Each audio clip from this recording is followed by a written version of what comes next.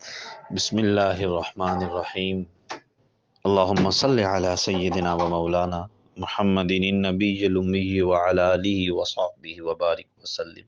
سنن ابن ماجہ میں حدیث نمبر 3155 3155، حضرت انس بن مالک کہتے ہیں کہ لقد رأیت رسول اللہ صلی اللہ علیہ وسلم یذبح اضحیتہ بیدہ واضعا قدمہ علی صفاحیہا۔ وہ فرماتے ہیں کہ میں نے حضور اکرم صلی اللہ علیہ وسلم کو دیکھا کہ آپ صلی اللہ علیہ وسلم اپنی قربانی اپنے ہاتھ سے ذبح کرتے ہوئے دیکھا، اور آپ صلی اللہ علیہ وسلم اپنا پاؤں اس کے پہلو پر رکھے ہوئے تھے، یعنی قربانی والے جانور کو پکڑنے کے لیے۔ یہ ابن ماجہ کی روایت ہے۔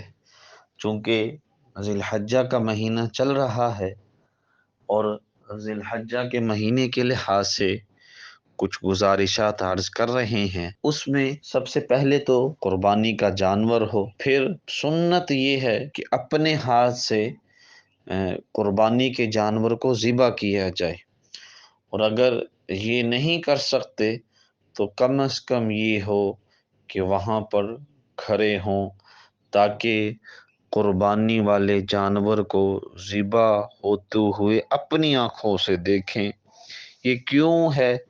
تاکہ ایک مقصد کہ جس طرح یہ جانور اللہ کے راستے میں قربان ہو رہا ہے، کئی سو سال پہلے ایک بیٹا تھا، ایک باپ تھا، ایک بیٹا اسماعیل اللہ کے نام پر قربان ہونے کے لیے تیار، اور ایک باپ حضرت ابراہیم جو ذبح کرنے کے لیے تیار۔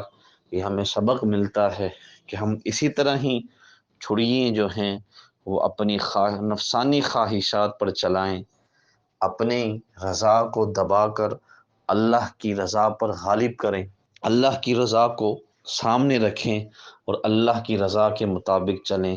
اللہ ہم سب کو اللہ کے حکموں کے مطابق، اللہ کے رسول کے حکموں کے مطابق چلنے کی توفیق عطا فرمائے۔